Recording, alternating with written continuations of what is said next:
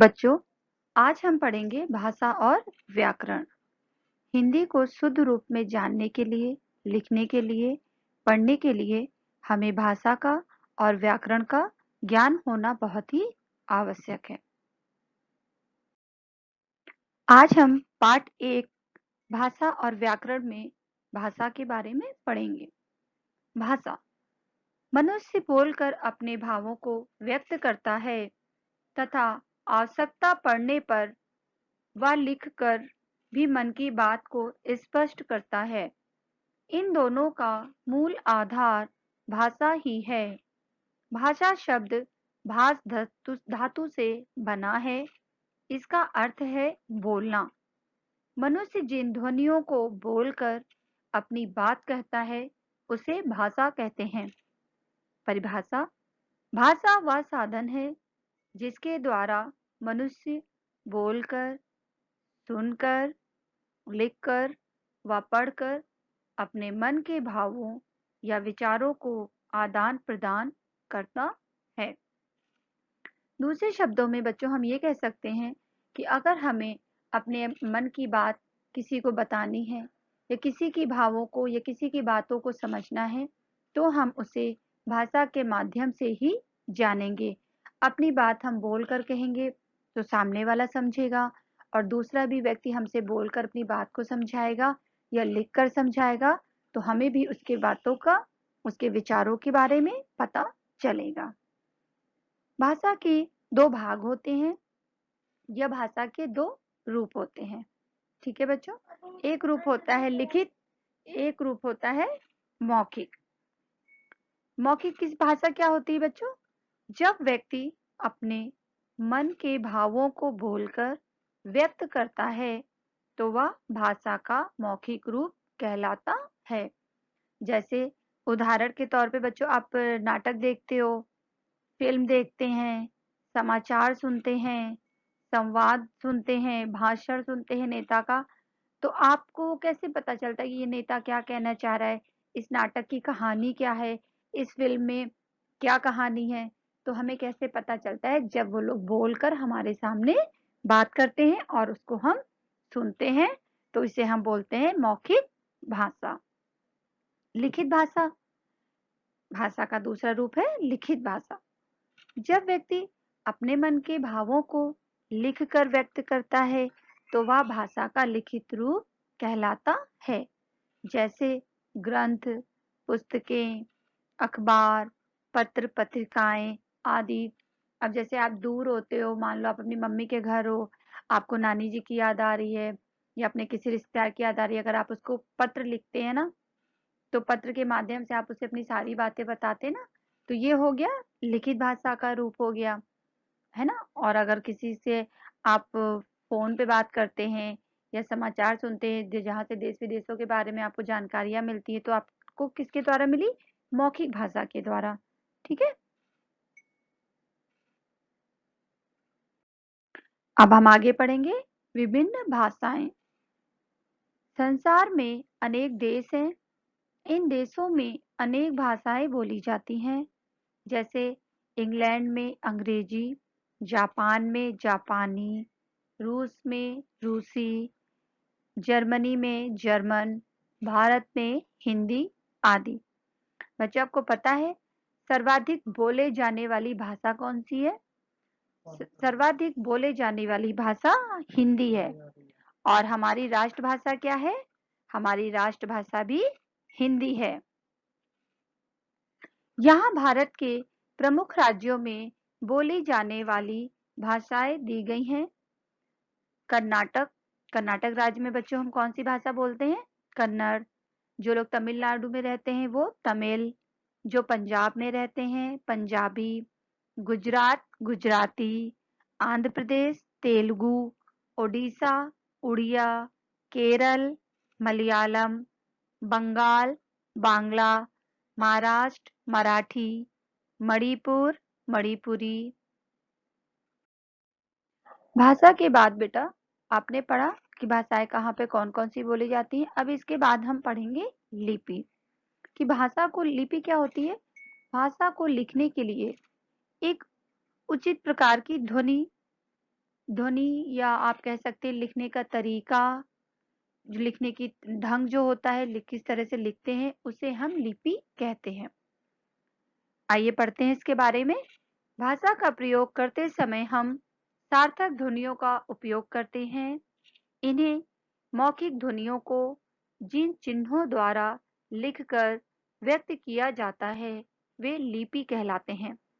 लिपि की परिभाषा हम इस प्रकार दे सकते हैं। किसी भी भाषा के लिखने की विधि को लिपि कहा जाता है। प्रत्येक भाषा के लिपि चिन्ह अलग अलग होते हैं तथा उन्हें अलग अलग नामों से जाना जाता है। जैसे हमारी मातृभाषा हिंदी है और सबसे प्राचीन भाषा कौन सी है? संस्कृत। ठीक है ना बच्चों, हमारी, आप हमेशा याद रखना, हमारी मातृभाषा हिंदी है और सबसे प्राचीन भाषा कौन सी है? संस्कृत।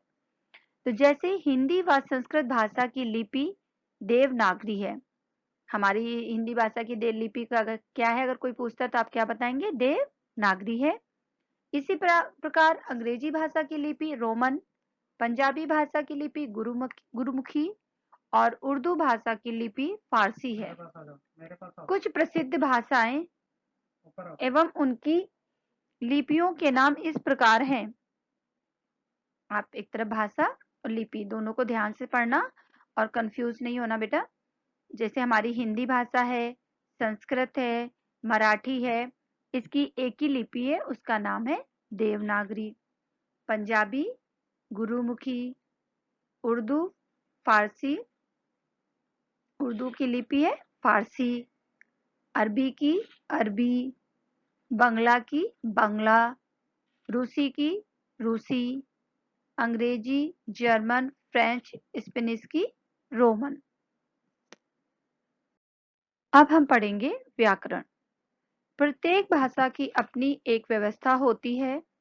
इस व्यवस्था के कुछ नियम होते हैं। नियमों की इस व्यवस्था को व्याकरण कहते हैं।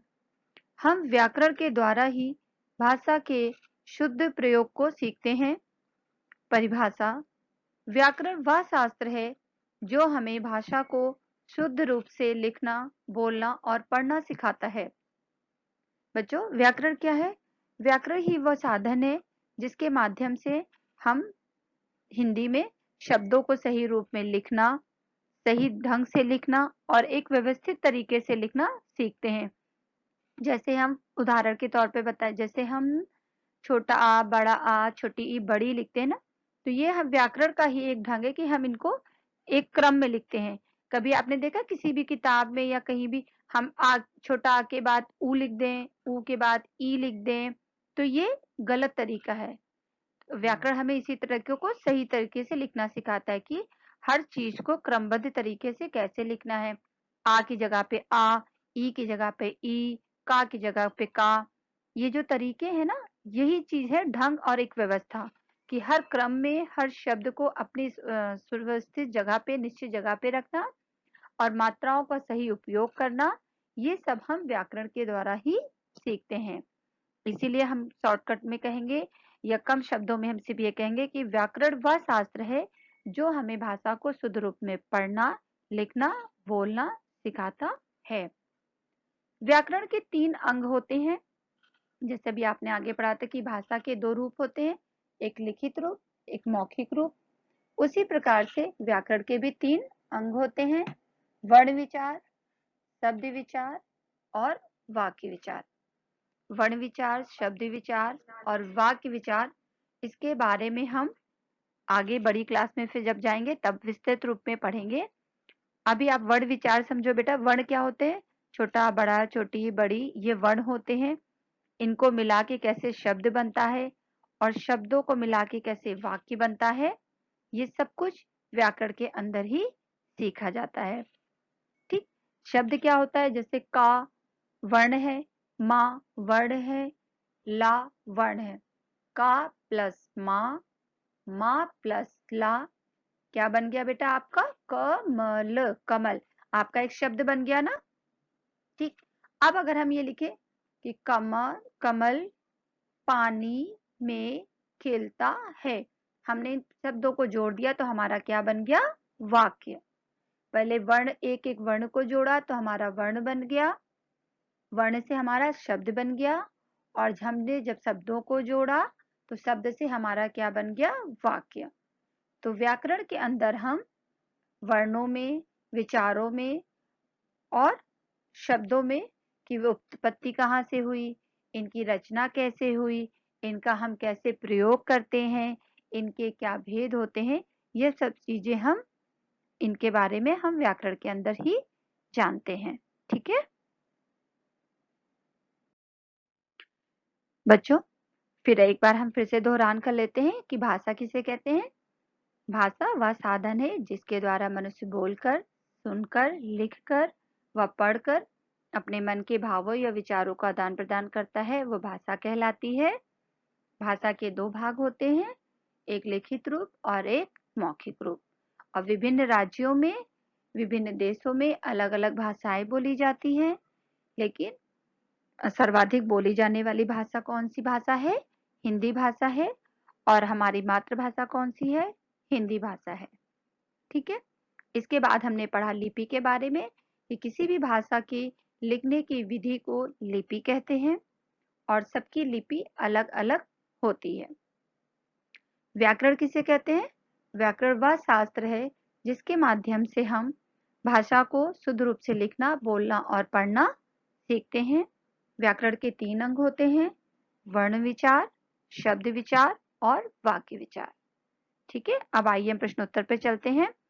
बेटा आपने जहाँ पे हिंदी का काम किया है ना, उसी के आगे उसी कॉपी में ही पीछे साइड में आप हिंदी व्याकरण की भी कॉपी बना लेंगे और लाइन से करते चलेंगे। जैसे आप हिंदी के पाठ 1 2 3 कर रहे हैं ना, इसी तरह से अब आपका व्याकरण भी शुरू किया गया है और अब आपके व्याकरण के पाठ भी लाइन से 1 2 3 चलेंगे। तो आप उसी कॉपी में पीछे व्याकरण स्टार्ट करेंगे। आप आज की डेट डालेंगे, पाठ का नाम डालेंगे, भाषा और व्याकरण, पाठ 1 भाषा और व्याकरण, और फिर इन प्रश्नोत्तरों को साफ साफ कॉपी में लिखेंगे। इसके बाद जो मैं एक वर्कशीट भी दूंगी बेटा, उसको भी उसी व्याकरण की ही कॉपी में इसी के नीचे से शुरू कर देना, उसको कहीं अलग नहीं करना, क्योंकि वो बहुत ही इंपॉर्टेंट है आपके लिए। उसी से एग्जाम में भी क्वेश्चन आएंगे और उसी से ही मैं टेस्ट भी लूंगी, इसलिए उस वर्कशीट को इसी के नीचे से जब मैं दूंगी आगे तो आप इसी के नीचे से स्टार्ट करेंगे। ठीक है, चलिए प्रश्न उत्तर करते हैं। प्रश्न नंबर 1, भाषा किसे कहते हैं। भाषा वह साधन है जिसके द्वारा मनुष्य बोलकर, सुनकर, लिखकर व पढ़कर अपने मन के भावों या विचारों को आदान प्रदान करता है। प्रश्न नंबर 2, लिपि किसे कहते हैं। हिंदी भाषा की लिपि क्या है। उत्तर, किसी भी भाषा के लिखने की विधि को लिपि कहा जाता है। हिंदी व संस्कृत भाषा की लिपि देवनागरी है। क्वेश्चन नंबर 3, व्याकरण किसे कहते हैं, इसके कितने अंग होते हैं। उत्तर, व्याकरण वह शास्त्र है जो हमें भाषा को शुद्ध रूप से लिखना, बोलना और पढ़ना सिखाता है। व्याकरण के 3 अंग होते हैं, वर्ण विचार, शब्द विचार और वाक्य विचार। क्वेश्चन नंबर 4, मौखिक भाषा से आप क्या समझते हैं। उत्तर, जब व्यक्ति अपने मन के भावों को बोलकर व्यक्त करता है तो वह भाषा का मौखिक रूप कहलाता है, जैसे नाटक, फिल्म, समाचार सुनना, संवाद, भाषण आदि। बच्चों इस पाठ को आप ध्यान से पढ़ना और याद रखना, क्योंकि अगर आप ग्रामर को ध्यान से पढ़ोगे, व्याकरण ध्यान से पढ़ोगे तो आपकी हिंदी में गलतियां बहुत कम होंगी और आप अच्छे से हिंदी को लिख सकेंगे और पढ़ सकेंगे।